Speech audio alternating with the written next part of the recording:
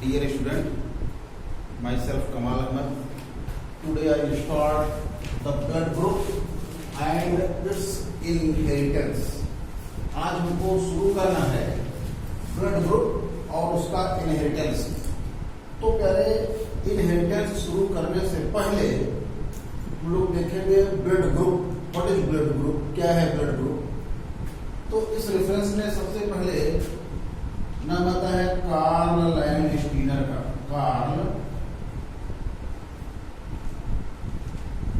Landsteiner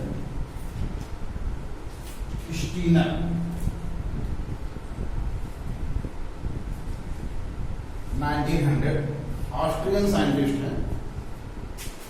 सन 1900 में Karl Landsteiner ने ये शो किया, ये क्लियर किया कि ह्यूमन ब्लड में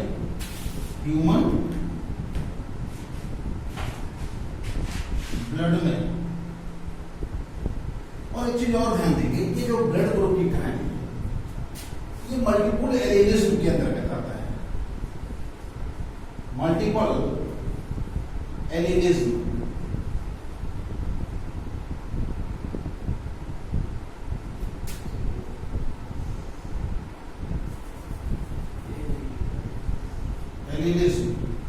मल्टीपल एलिनिज्म के अंतर्गत आता है। और ये मल्टीपल एलिनिज्म एलिनिक जीन इंटरेक्शन के अंदर आता है।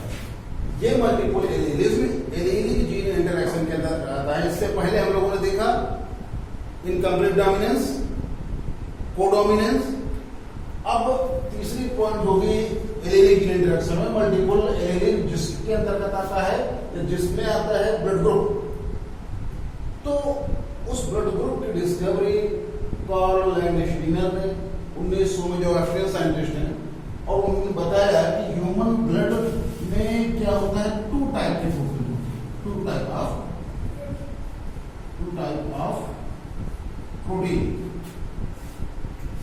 Of protein. उसमें पहला है एंटीजन। पहले हम इसको इसलिए शुरू किए हैं क्योंकि जब तक आप एंटीजन को जान नहीं पाओगे तब तक इनहेरिटेंस में आपको दिक्कत होगी। इनहेरिटेंस को समझाने के लिए सबसे पहले एंटीजन एंटीबॉडी को जानना जरूरी है। हालांकि ये टॉपिक 11th क्लास का है, 11th क्लास का, फिर भी हम इसको रिपीट कर दे रहे हैं यहाँ पे। तो दूसरी है यहाँ पे एंटीबॉडी।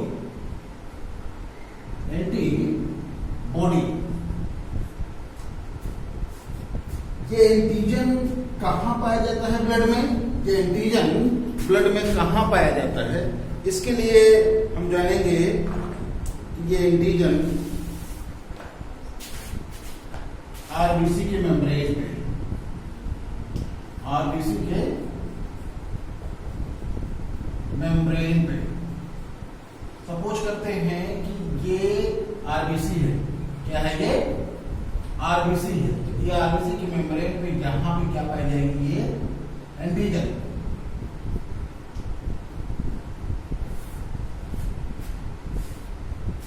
यही एंटीजन ये टू टाइप की होती है। टू टाइप की होती है, antigen A, capital A, and antigen B. इसी तरह से एंटीबॉडी को हम देख लें, ये कहां पाई जाती है? तो ब्लड प्लाज्मा में होती है बेटा। कहां होती है? ब्लड प्लाज्मा में। और यह भी दो टाइप की होती है, two type.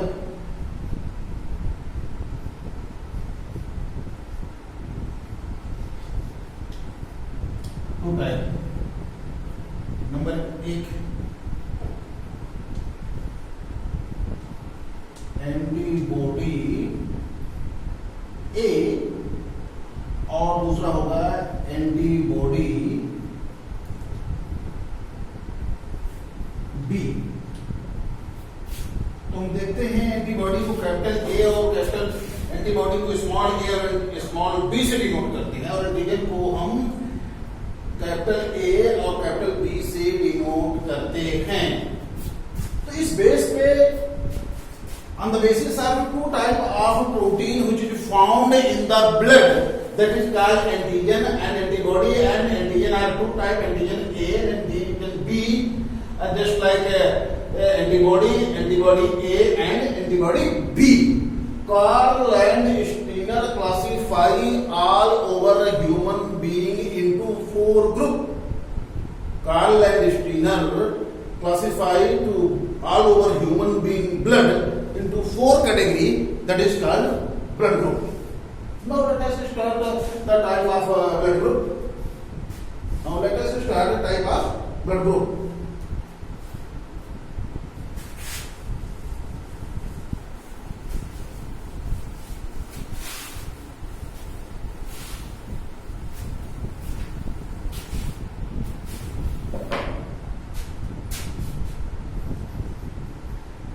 On the basis of two type of protein like antigen antibody, like antigen and antibody, antibody.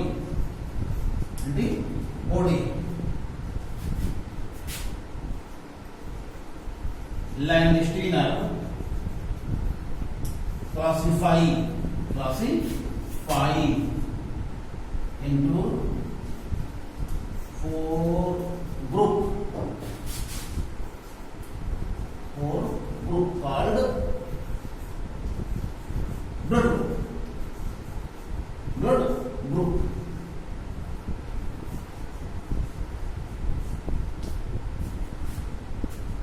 पहला A, दूसरा B, तीसरा AB और चौथा O। ये हो जाता है आपका पहले ब्लड ग्रुप और ये उसकी हो जाती है एंटीजन। ध्यान देने वाली बात है यहाँ पे, इंसान की जो ब्लड ग्रुप होती है वही उसकी एंटीजन होती है, क्योंकि जो ब्लड ग्रुप आप होल्ड किए हो वो एंटीजन से होकर के आपके पेरेंट से आप तक पहुंची है और वो रिलेटेड जीन लेके आता है। वो एंटीजन आपके पेरेंट्स से आप तक एंटीजन आती है जो जीन पे सवार होकर कैसे आती है हम इसमें देखेंगे कि उसका इनहेरिटेंस, उसकी डिटेल हम यहाँ पे करेंगे। उसके इनहेरिटेंस में बस इतना जानिए आप कि इंसान की जो भी ब्लड ग्रुप होती है वही उसका एंटीजन होता है। तो इस बेस पे अगर ब्लड ग्रुप ए है तो एंटीजन ए होगा यहाँ पे, और यहाँ पे ब्लड ग्रुप बी है तो एंटीजन बी होगी, ब्लड ग्रुप ए बी है तो एंटीजन ए बी होगी, और ब्लड ग्रुप ओ है तो एंटीजन उसका ओ होगा या कोई नहीं होगा, जो भी आप कह सकते हैं। इसके बाद दूसरी ग्रुप आती है, इसकी दूसरा कॉलम आता है एंटीबॉडी का।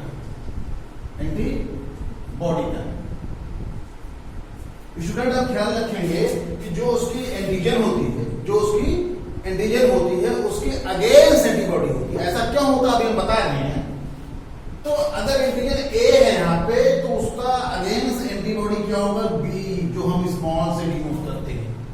अगर एंटीजन बी है, ब्लड ग्रुप बी है, तो उसकी अगेंस्ट एंटीबॉडी क्या होगी, ए। अगर यहाँ ए बी ब्लड ग्रुप है या ए बी एंटीजन है तो यहाँ क्या होगा, नो एंटीबॉडी।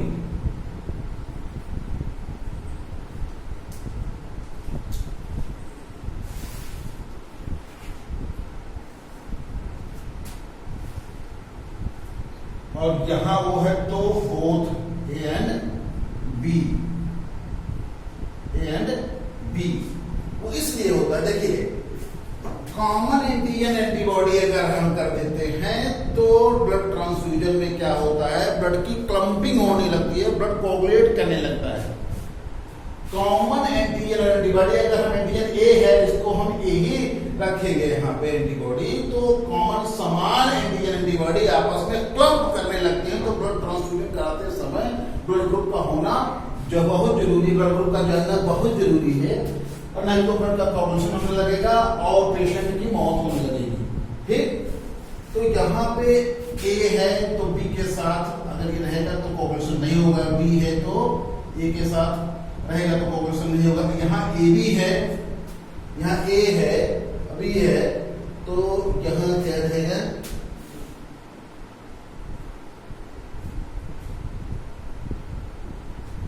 यहाँ ओ है तो यहाँ ए बी रहेगा। दूसरी चीज परसेंटेज इसकी देख लेते हैं इंडियंस में, ये 23.5% होती है, ये 34.5% में होती है, और ये 7.5% में होती है ऑल ओवर इंडियंस में, और ये होती है, ये भी 34.5 होती है। ये है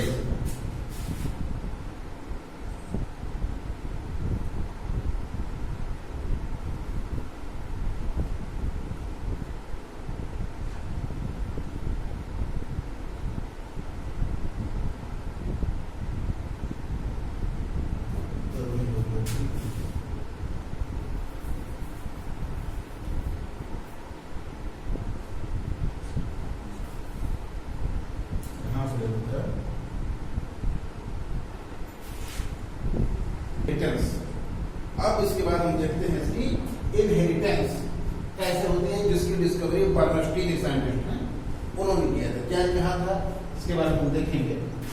ये चीज तो क्लियर हो गया होगा कि अगेंस्ट एंटीजन एंटीबॉडी रहती है, तो ब्लड ट्रांसफ्यूजन में दिक्कत होती है, ब्लड की क्लॉटिंग हो जाती है।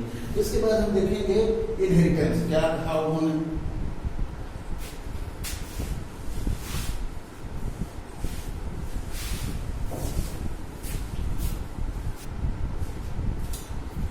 ब्लड ग्रुप की इनहेरिटेंस की अब हम लोग चर्चा करेंगे। यहाँ पे ब्लड ग्रुप की इनहेरिटेंस, ब्लड ग्रुप की इनहेरिटेंस,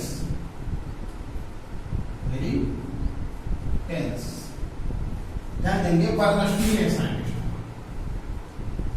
बर्नस्टीन 1924 and 1925। पहले इस आदमी ने ये कहा कि जो ब्लड ग्रुप होती है ABO, ओवरऑल ABO, यही तो ब्लड ग्रुप है। आप उसको ये ना देखेंगे कि सर जो है ए अलग है, बी अलग है और ओ अलग है, ए बी अलग है, वो इंक्लूडिंग कुल मिलाकर क्लियर यही आता है। तो इसको कॉमनली इसको एबीओ ब्लड ग्रुप बोलते हैं। ये जो एबी ब्लड ग्रुप है ये भी जेनेटिकल कैरेक्टर होता है, जेनेटिकल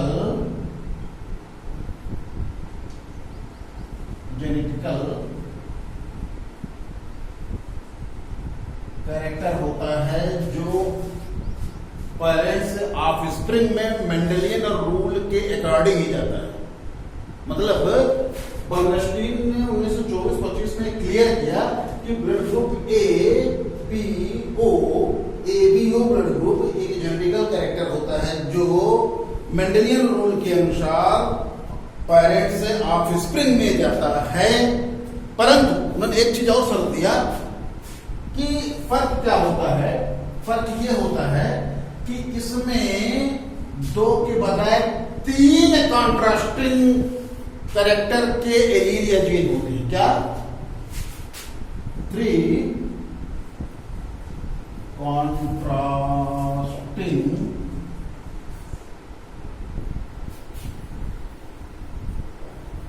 कैरेक्टर के जीन या एलील, उसको भी समझाएंगे थोड़ा। नॉर्मली क्या होता है, 2 कॉन्ट्रास्टिंग कैरेक्टर होते हैं, इसमें क्या होता है 3 कॉन्ट्रास्टिंग कैरेक्टर के एलील होते हैं। इसीलिए इसको हम मल्टीपल एलीलिज्म कहते हैं। क्या कहते हैं? मल्टीपल एलीलिज्म।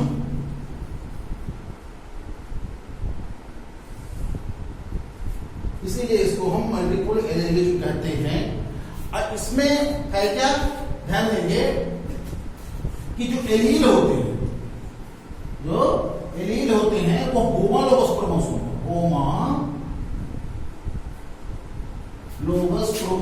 पर जो एलील होते हैं वो होमोलोगस क्रोमोसोम पर एक समान और डेफिनेट निश्चित स्थान पर पाए जाते हैं। एलील होमोलोगस क्रोमोसोम पर एक समान या इक्वल और डेफिनेट लोकाई पर पाए जाते हैं, इसलिए इसे हम three contrasting character gene allele के रूप में जानते हैं। अब इस पर कंफ्यूजन नहीं होनी चाहिए बेटा कि है कि क्या देखेंगे, अगर एक ह्यूमन बीइंग की बात मैं करूं, एक ह्यूमन बीइंग की मैं बात करूं तो वो टू कॉन्ट्रास्टिंग कैरेक्टर ही होता, टू कॉन्ट्रास्टिंग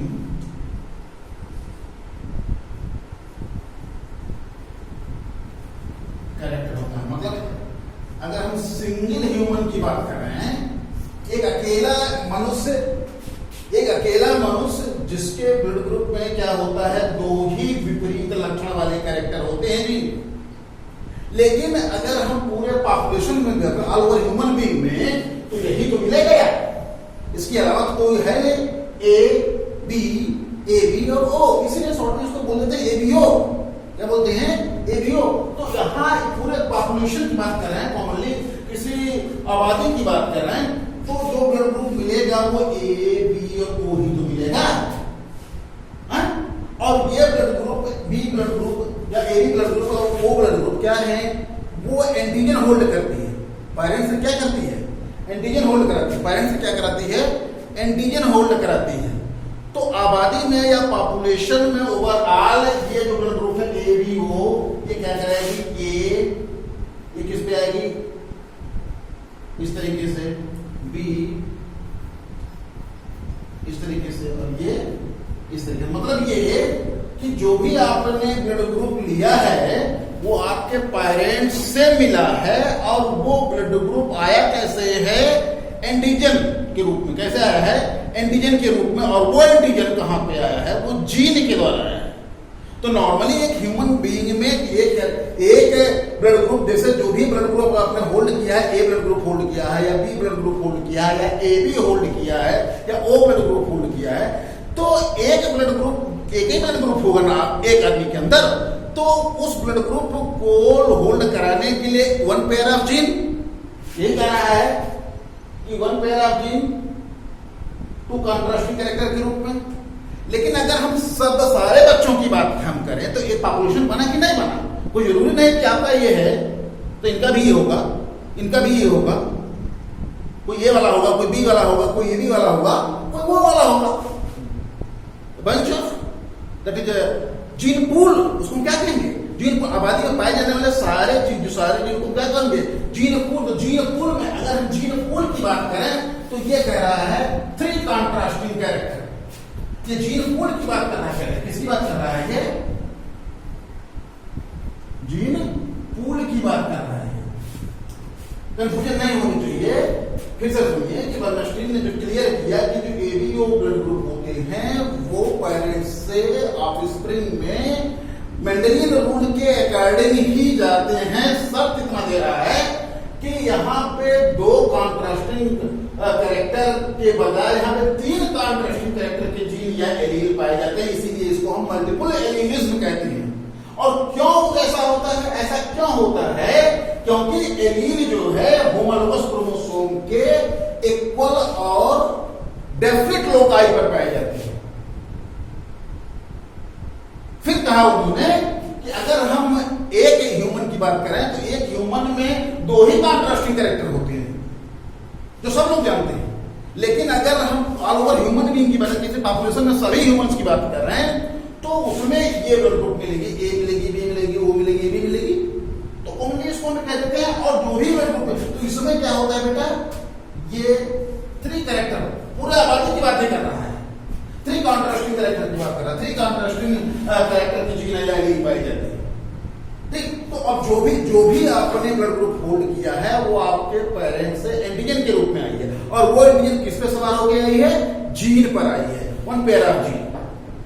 तो अब बताइए, अब आपको ये देखना है बेटा कि किसी भी संतान में, किसी भी ऑफस्प्रिंग में एंटीजन बनेगा या नहीं बनेगा। अगर बनेगा तो कौन बनेगा? किसी भी ऑफस्प्रिंग में, कोई भी मनुष्य में जो अपने पेरेंट्स से लेके आया है ब्लड ग्रुप, तो उसमें वो सबसे पहले क्या लेके आया है? एंटीजन लेके आया है, एंटीजन लेके आया है। तो एंटीजन बनेगा कि नहीं बनेगा? अगर बनेगा तो कौन सा बनेगा? इसका डिटर्मिनेशन कौन करता है? जीन कराते हैं। कौन कराता है? ये जीन कराते हैं, ठीक है। तो इसके लिए हम देखेंगे ये IA जीन, IB जीन और IO जीन। मतलब ये यहां पे ये देखेंगे, I is a gene, I is a gene। ये A एंटीजन बनेगा, A एंटीजन का संश्लेषण होगा, सिंथेसिस होगा, IA जीन होगी। B एंटीजन का संश्लेषण होगा, सिंथेसिस होगा, तो IB जीन होगी। और एंटीजन बनेगा ही नहीं, एंटीजन अनुपस्थित है, एब्सेंट है एंटीजन, तो IO एंटीजन होगी। IA एंटीजन का मतलब यह है कि ये एंटीजन जो है आपने होल्ड कराया है IA जीन से। B एंटीजन आप में अगर सिंथेसिस हो रही है तो वो कौन सी चीज लेके है? IB gene. और अगर वो एंटीजन बनी ही नहीं है तो क्या होगा? IO gene. तो पहले हम लोगों ने यहां देखा कि एंटीजन A अगर होल्ड हो रही है, एंटीजन A का सिंथेसिस हो रहा है तो IA जीन होगी। अगर एंटीजन B का सिंथेसिस हो रहा है तो IB जीन होगी। एंटीजन बन ही नहीं रही है, IO जीन होगी। और हम जानते हैं कि किसी भी एंटीजन या किसी भी कैरेक्टर को होल्ड कराने के लिए वन पेयर ऑफ जीन होती है, वन पेयर ऑफ जीन होती है। तो आप ये भी देखेंगे इस तरीके से होता है,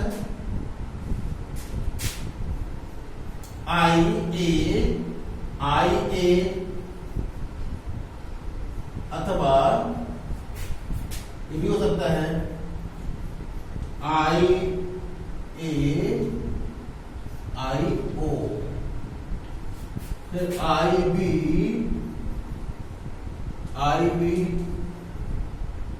अथवा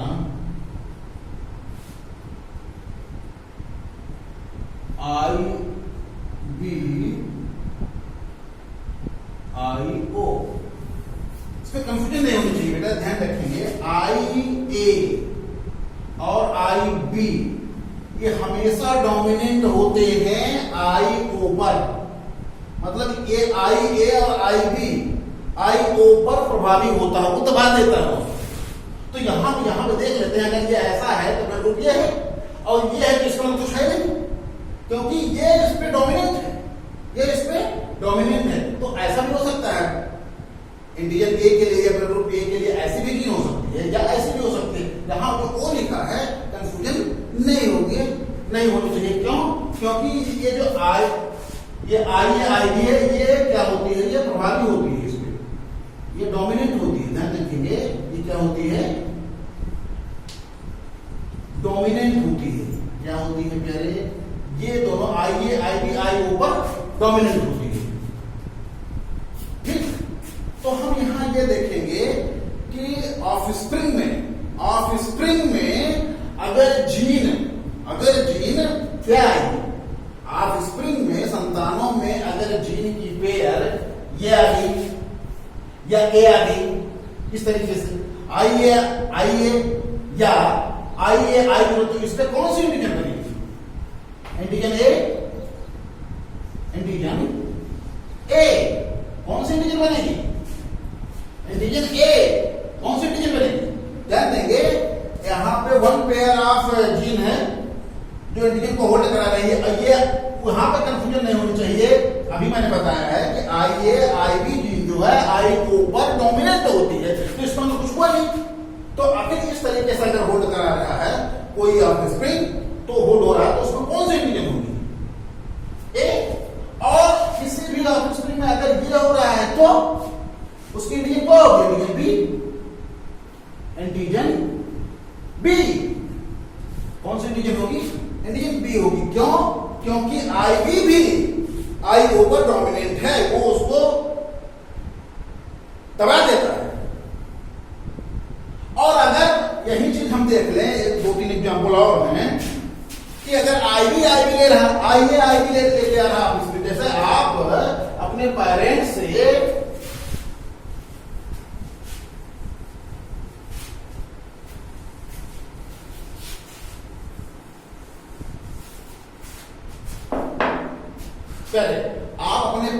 आप अपने पेरेंट का स्प्रिंग हो ना, अगर आप आई ए और आई बी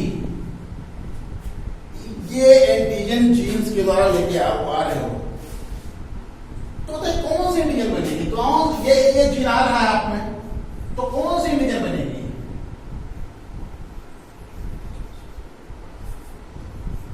एंटीजन ए बी। अब जब एंटीजन ए बी बनी तो इसका मतलब ब्लड ग्रुप ए बी आएगी। और अगर एंटीजन कोई भी आप स्प्रिंग ऐसा है आईओ जीन लेके आ रहा है, तो इस पे एंटीजन क्या बनेगी? एंटीजन ओ बनेगा। तो कहने का मतलब ये है कि ये जो जीन है,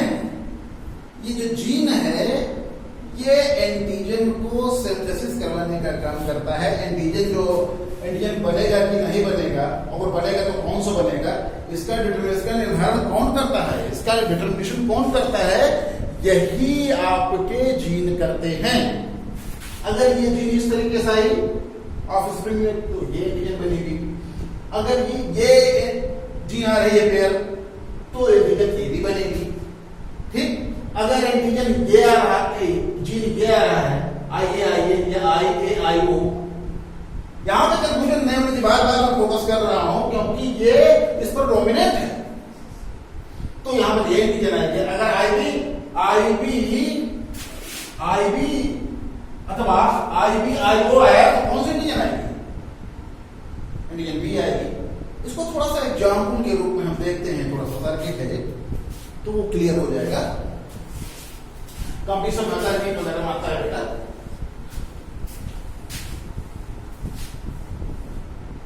टैली करवाते हैं। देखिए, मदर की उम्र आइए, ठीक। और यहां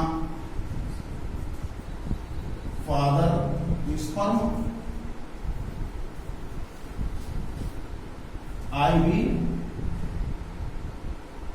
और आई बी, ये इस तरीके से।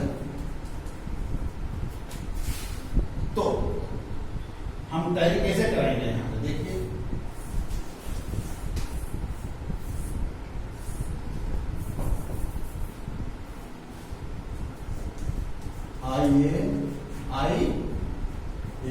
सपोज करते हैं किसी मदर की ओवा में जो जीन है वो आई है, उसके फादर के स्पर्म में जो जीन है आई बी है, तो आने वाले ऑफस्प्रिंग में उसकी कौन सी एंटीजन होल्ड होगी? टैली करा दीजिए। यहाँ पे क्या होगा? आई बी। यहां क्या होगा? आई बी। यहां क्या होगा? आई बी। यहां क्या होगा? और आई बी। तो हम ये कह सकते हैं all offspring are related to AB blood group या AB antigen holder, that is also known as blood group. एक एग्जांपल, दूसरा एग्जांपल हम ले लेते हैं। यहां पे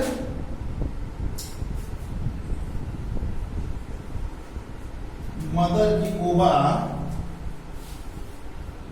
यहां पे इस तरीके से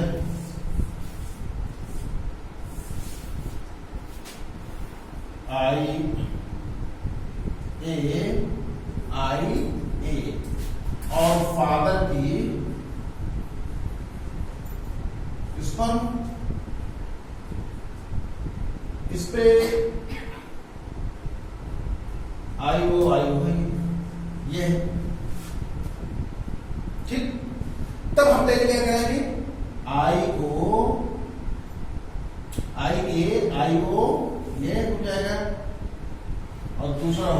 पे IA और IO हो जाएगा। यहाँ पे क्या होगा IA IO, यहाँ पे क्या होगा IA IO। कौन सी ब्लड ग्रुप आ रही है इसमें हम देखेंगे ब्लड ग्रुप A आ रही है, ब्लड ग्रुप A आ रही है, क्योंकि यहाँ पे फिर वही चीज ये इसमें डोमिनेंट है, तो कौन सी ब्लड ग्रुप आएगी यहाँ पे A आएगी। तीसरी कंडीशन हम ले लेते हैं, तीसरी कंडीशन हम ले लेते हैं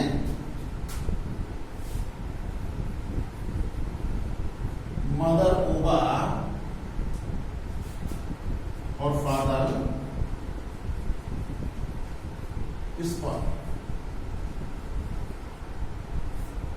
यहां पे पहले से करवाइए, यहां पे IA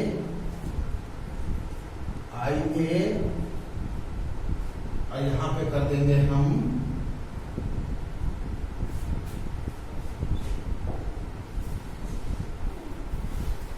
IB I0